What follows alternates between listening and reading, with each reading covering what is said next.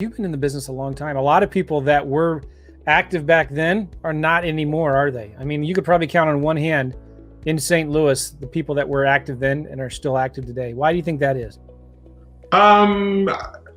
Maybe I'm dumb. I don't know. Stick-to-itiveness. I don't know. Just I subscribe to the get knocked down 8, get up 9. You know, that's just my personality. I've always had duck feathers. You got to be.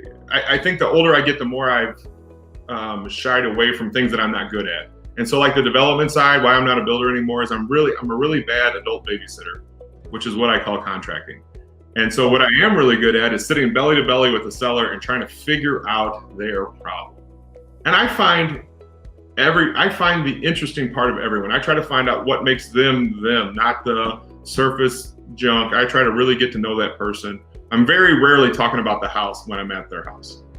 Yeah, that's one thing you're really, really good at. And I know you know this, but like you're really personal and you're really, really good with people.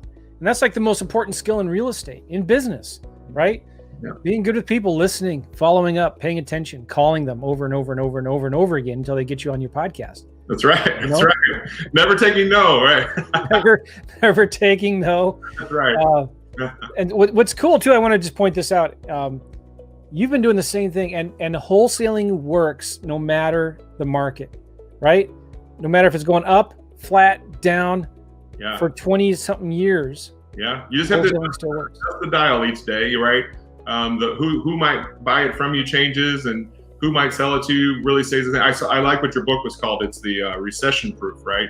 What are we doing that's recession proof? Because you should be thinking about it. Remember I said I don't know? So you want to be, I'm not conservative by any stretch, but you want to be, really think about, am I doing something that's recession proof? And I see the hot button seems to be right now is like cold calling and text messaging, right? And I look at those as like crashing waves. They're hot today, but will they be here in 5 years? Is anybody going to go to jail for it? I don't want to do things that might put me in jail. And I think that, some of these things out there are like, whoa, and so I like things that are, and we'll talk about it today. I'm in a very unsexy business of the senior living world.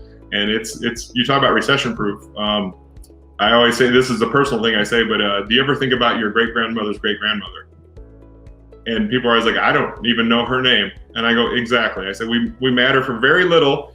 And can we help people through this journey of life?